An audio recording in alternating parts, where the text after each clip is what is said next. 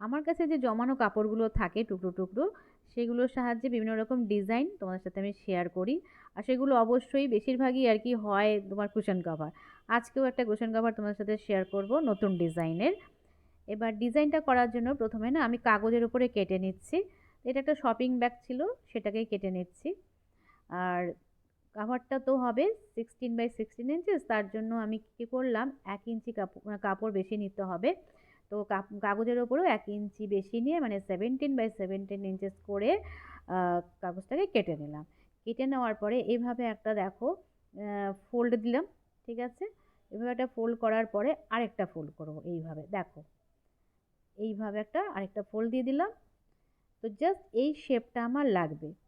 তো কাগজের উপরে আগে কেটে নিলে কি হবে, তোমার মাপটা একদম সমান সমান হবে, সেলাই করতেও সুবিধা হবে, আর এক্স্যাক্ট তোমার ওই মাপেরই কুশন কাভারটা তৈরি হয়ে যাবে।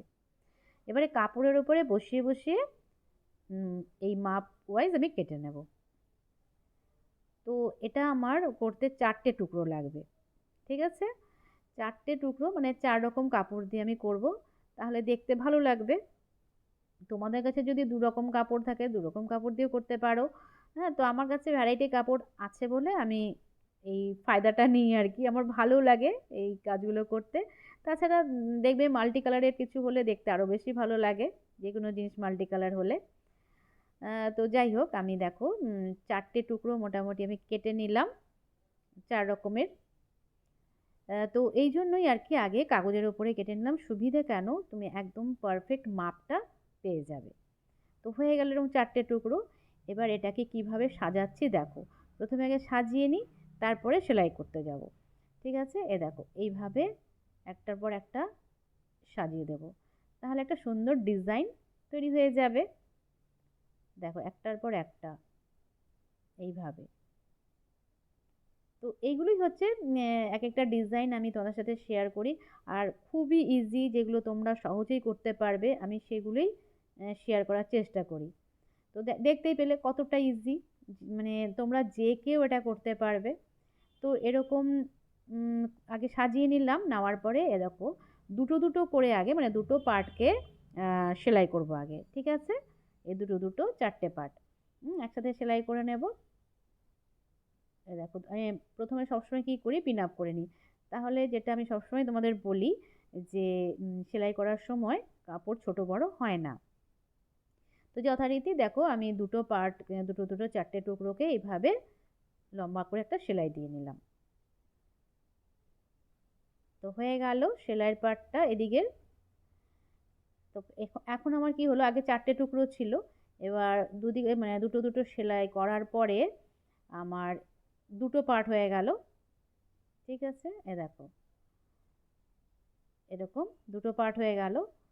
এইবারে এই দুটোকে আবার সেলাই করে দেবো, মিডিলটা একদম যাতে সমান সমান থাকে। এ দেখো এই দুটোকে জাস্ট সমান করে একটু ধরে নেবে, যাতে সমান থাকে, একটু ছোট বড় যাতে না হয়, তাহলে দেখতে ভালো লাগবে না। আবার আমি পিন আপ করে নিচ্ছি সেলাই করার সুবিধের জন্য। আর এই দেখো যাতে মানে ওই জয়েন্টটা, মিডিল জয়েন্টটা যেন একদম ঠিকঠাক থাকে। তো লম্বা করে একটা সেলাই দিয়ে নিচ্ছি। তো হয়ে গেল আমার ওপরের পার্টটা কুশন কাভারের। ঠিক আছে, দেখো দেখতে বেশ ভালো লাগছে না, 4 রকমের কাপড় আর সবটাই টুকরো টুকরো আর কি, ওই মাপেই কেটে নিয়েছিলাম। এই জন্যই দেখো আমি বললাম আগে মাপ দিয়ে কেটে নিলে কি হবে, একদম সমান মানে পারফেক্ট সাইজটা পাওয়া যাবে। এবার ব্যাক পার্টের জন্য আমি এরকম হোয়াইট কাপড় নিয়ে নিচ্ছি, আমার কাছে এই ধরনের কাপড় আছে বলে আমি এগুলো ইউজ করছি আর কি। এবারে ব্যাক পার্টের জন্য একটা তোমার ছোট কাপড় আর একটা বড় কাপড় নিতে হবে। হ্যাঁ, একটা পরে ওভারল্যাপ করে সেলাই করব। আর ওপেন দিকে যে পার্টটা থাকে সেটা এইভাবে ফোল্ড করে সেলাই করে দিলেই হবে। সেলাই করে তারপরে 4-5টা সেলাই করতে হবে সব সময়। আগে এই যে যে ওপেন পার্টটা থাকে মানে ওপেন জায়গাটা, তো সেখানে আগে এইভাবে ফোল্ড করে সেলাই করে নিতে হবে। হয়ে গেল। এইবারে দেখো ঠিক একটার উপর আরেকটা এইভাবে বসিয়ে 4-5টা এবার সুন্দর করে সেলাই করে দিলেই একটা কাভার তৈরি হয়ে যাবে। তো আমি সবসময় তোমাদের সাথে কুশন কাভারই বেশিরভাগ শেয়ার করি। তোমরা চাইলে কিন্তু এরকম মানে কাপড় টুকরো টুকরো কাপড় জোড়া দিয়ে দিয়ে বিভিন্ন রকম জিনিস তৈরি করে নিতেই পারো। বেড কভারও করতে পারো, টেবিল কভার, টেবিল রানার, যে কোনো জিনিসের কাভার, যে কাপড় জোড়া দিয়ে দিয়ে আর কি। আর সেগুলো যদি একটু ডিজাইন মতন করা যায়, দেখতে ভালো লাগে ওই রকমই।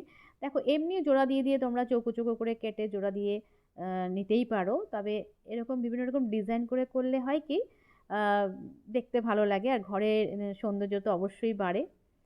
এই ধরনের বিভিন্ন রকম কুশন কাভার বলো, টেবিল রানার বলো, হ্যাঁ আমি তো করতেই থাকি, আর সেগুলোই তোমাদের সাথে শেয়ার করি।